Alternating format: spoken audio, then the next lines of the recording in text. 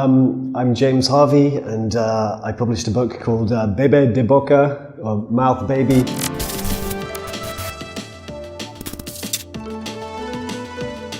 I lived in New York for, 9 months, and I guess this is kind of based on a little bit on my time in New York.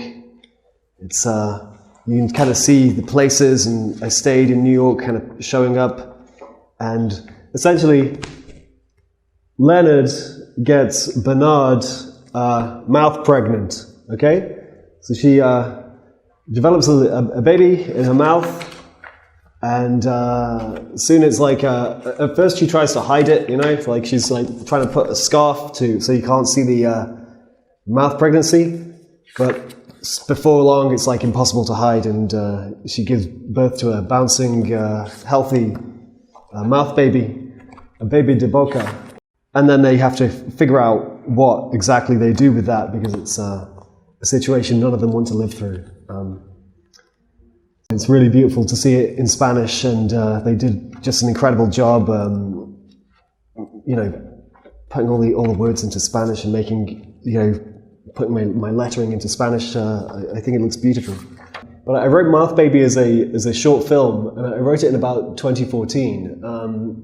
So Fox had their version of Adult Swim called Fox ADHD, and they asked me to make a cartoon for it. And I was like, I just had to think of something. And I was like, okay, this will be easy because it's just in one location, you know, like it all takes place in this one apartment. And so that'd be easy for a short film. And I showed it to them, and they were like, this is wonderful, it's brilliant, it's going to happen, let's make it, this is going to be a cartoon. And then I just didn't hear back from them. And apparently that's how Hollywood works, that just everyone says yes. And sometimes yes means no, or, you know, it's just easier, I guess. And so, so I don't know, eventually I was like, I think it was my Japanese publisher wanted something, and I was like, maybe I could make Mouth Baby for them. So I just decided to make it into a comic book instead. And yeah, like, I think the way I draw is absolutely inspired by the way he draws. But of course I'm bringing like, I'm bringing stuff like, kind of, I don't know, like modernism and Bauhaus and Basquiat and, you know, all these artists that I'm inspired by. So I'm bringing like a wide variety of influences here, but this certainly is inspired by the teaching of the Bauhaus school of art. Like you can see the Bauhaus were obsessed with these three solid forms, and like and the primary colors, and so there's a little of Mondrian in here. A little bit of Werner von Braun and all this kind of thing, you know.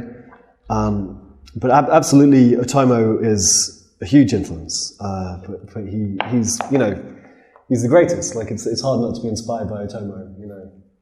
Oh yeah, no, I drew like let's see, I think I drew about 60 pages for it. Like it's a huge project that I spent maybe more than a year on.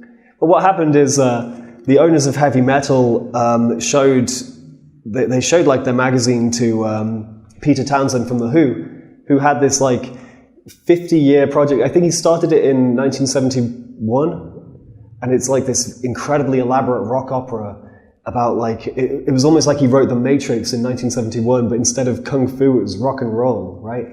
And he was like trying to explain it to, no one understood what he was doing. It was like very ahead of its time, like really just bringing in all this stuff like Eastern mythology and youth culture and like a kind of punk rock sensibilities, but with like the new technologies and synthesizers and stuff like that. And he just kind of found a narrative that meshed all of these things he was fascinated by, and virtual reality and stuff like that. And no one understood it. It was like incredibly prescient.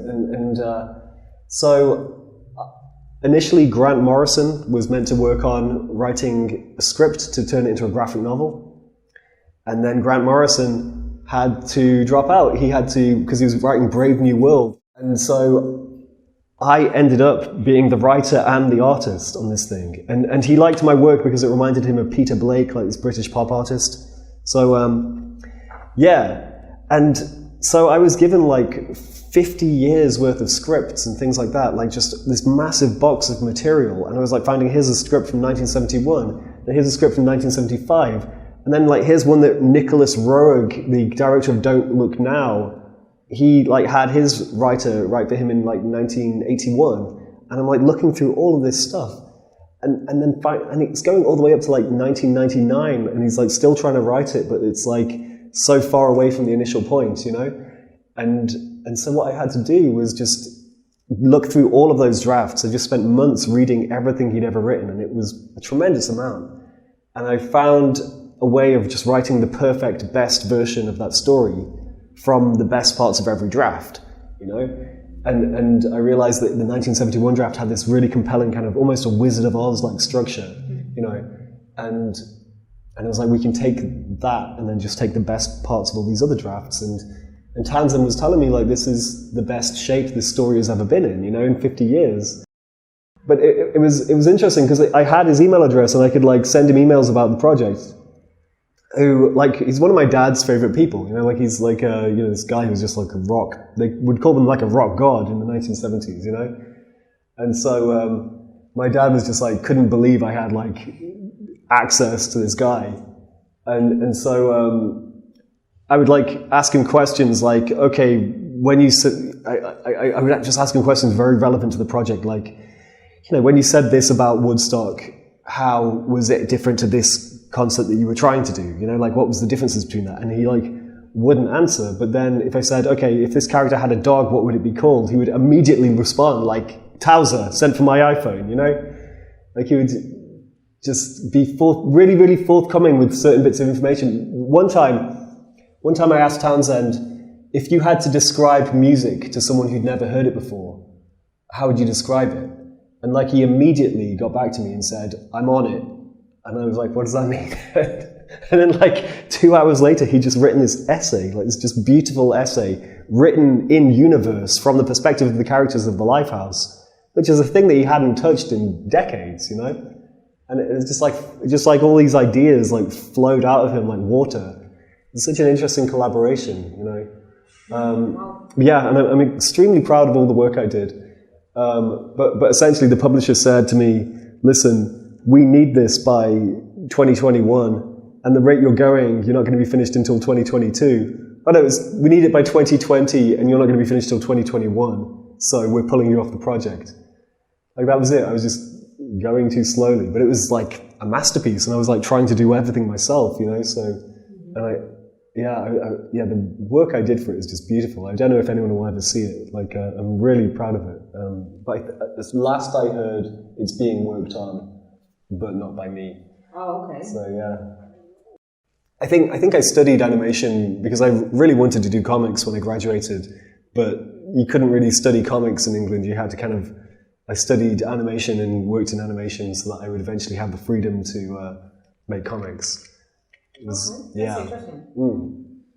Well, I think it was like maybe 2006 when I really started deciding I wanted to do comic books for a living. And back then, like, the only comic books I experienced were on the internet. It was always like really obscure, cool Japanese artists like Shintaro Kago, and they would be like, it would be like just shared on blogs and stuff like that. And just, you would look at it for free and read it for free, and that's kind of all I wanted to do. Like, my only real ambition was to just like make something and put it out on a blog and have people read it. And I never really thought about print for the longest time. And then I discovered with comics, like, you could make the canvas as long as you wanted. You didn't have to think about like pages, you know. So I could make a page that was like 10,000 pixels long and stuff, and only 300 wide, and you know, so it would just scroll down forever, you know. Like, I was just always really excited by those opportunities, you know. But I think increasingly, like, print is kind of where I've kind of fallen back in love with print, you know. Just like the way you can just make an object and have it just take up space in a room and have that space be, I don't know, you just feel like you're making the world a slightly better place by having beautiful things in it, you know? So yeah, I guess I kind of rediscovered a love of print, you know? Yeah, I definitely prefer to draw my own stuff. Like, but I do like being asked to do American things like that. Like, I think the way I ended up doing Doom Patrol is because like I knew that Gerard Way, the My Chemical Romance guy, he was like kind of a fan of my work, and he'd like messaged me to tell me he really liked my stuff, and it was my ex-wife who said like, why don't you get back in touch with Gerard Way? Like, why don't you kind of like, because I never like chase after things, you know, like. And she told me, like, you know, you should get in touch with him because he loves your work. So I did, and then soon that's leading to opportunities. And he offered me the backup strip in Bug, The Adventures of Forager, which is called Midnight in the Phantom Zone, and I had a lot of fun doing that. And then I got to meet them all at like Comic-Con or Thought Bubble Convention in the UK, and then they offered me Doom Patrol, and. Yeah, so I think I don't really like chase after it too hard, but like it's really nice when they when I get asked to do it, you know, like but yeah, I don't really like, I've never really kind of tried to be a superhero artist or anything like that. Like I'm far more passionate about writing and drawing my own work, you know. Mm-hmm. Yeah, I'm working on lots of stuff. I've been writing a lot. Like I've been writing a lot, and I'm currently drawing this thing called UK in a Bad Way, and it's I'm kind of hoping to put together a collection of all my short stories. But this let's see how to describe this story. Like it's I'm going to say it's about a young girl who's a fashion student, and she kind of has an unlikely friendship with a homeless man that she meets. And